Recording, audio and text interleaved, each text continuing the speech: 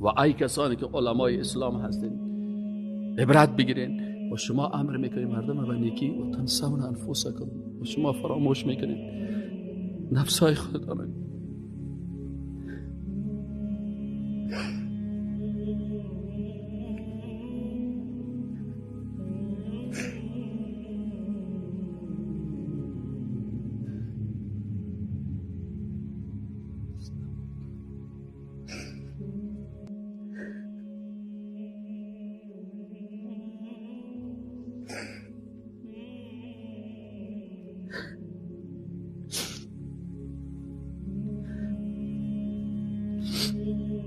اتأمرون الناس،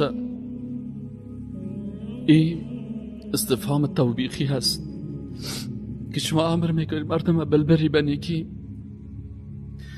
و تنسون و فراموش میکنید انفسکم نفسهایتان را و انتم و در حالی که شما تتلون الکتاب میخوانید کتاب های آسمان.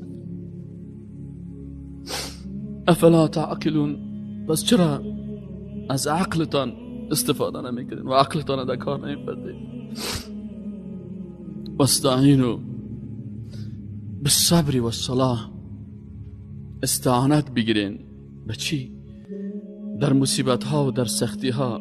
بالصبر، بالصبر، صبر در اطاعت، صبر در معصیت، صبر در مصیبت. در اطاعت صبر بکنین، نماز درست بخوانین صابرانه. صبر در معصیت، وقتی که گناه در مقابلت آمد از عظمت الله خوف بکنین، بترسین.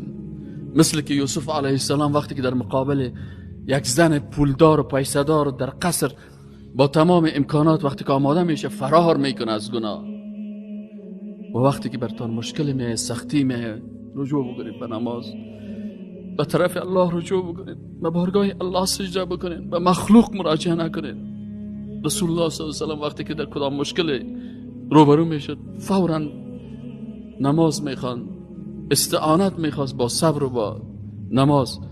و انها، و یقینا که الله متعال میگه که این صبر و این نماز و این سجده کردن به الله و خود با سجده به الله قریب ساختن لکبیرتون بسیار بزرگ است، بسیار سخت است.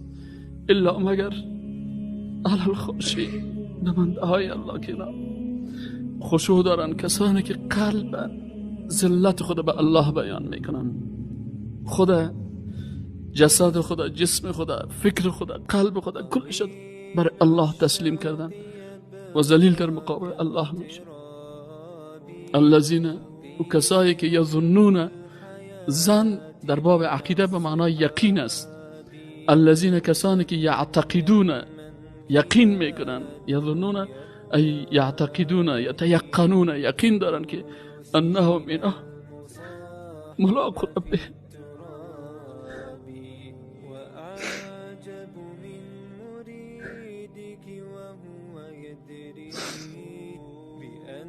با پروردگار خود ملاقات میکنند و انهم، و یقینا که ایشان الیه، به طرف الله رجوع کننده هستند، راجعون للحساب و کتاب.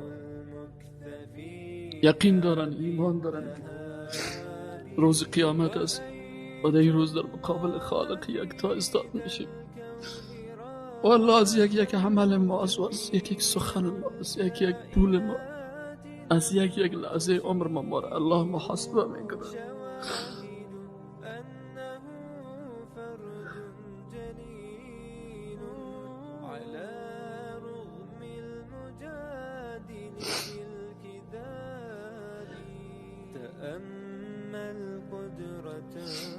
یا بنی اسرائیل، ای اولاد بنده های الله، اذکر، یاد کنید نعمت های مرا، التي، اون نعمت هایی که انعمت علیکم، انعام کردم بالای شما. و انی فضلتکم، الله متعال بر از اینا فضیلت داده بود علی العالمین، به اون مخلوقاتی که در عصرشان بودن، اینا اهل کتاب بودن، بر از اینا یک مقام و منزلت خوب الله داده بود. لکن کسی را که الله عزت و مقام بده، باز امتحان از او از دیگرها که سخت‌تر است و عذاب الله هم سر از اونا سخت‌تر نازل میشه.